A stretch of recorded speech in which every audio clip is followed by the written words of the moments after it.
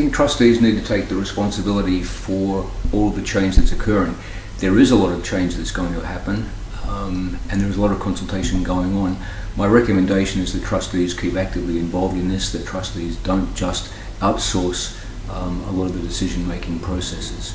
I think it's changing, and I think it's certainly becoming more positive. I think that's what's happening, is that people are recognising that there are lots of advantages in dealing with APRA. Certainly what we've seen so far is that the people who've been engaging with APRA prior to putting in their MySuper licences are finding that the process is working quite effectively. They're getting feedback, and we're seeing from the applications that the feedback is being taken into consideration, and I think it's making the process much better.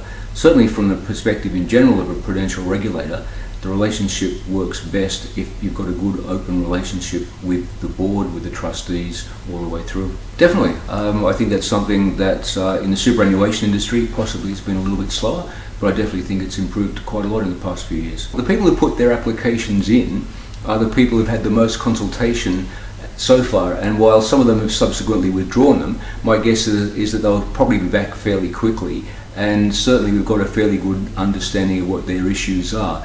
My guess is that the ones, and my greater concern is the ones who've not had much engagement with APRA prior to 1 January and who don't come in, say, till March or April.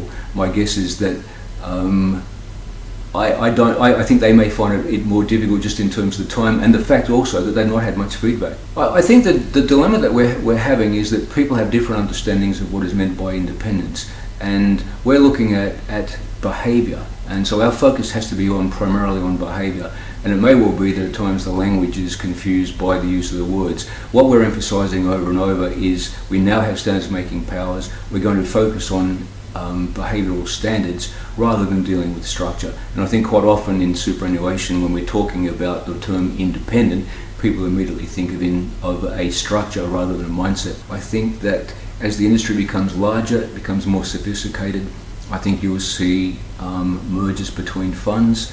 I think also there are all sorts of scale economies that can still be achieved through mergers. By global standards, many of our funds are still very small.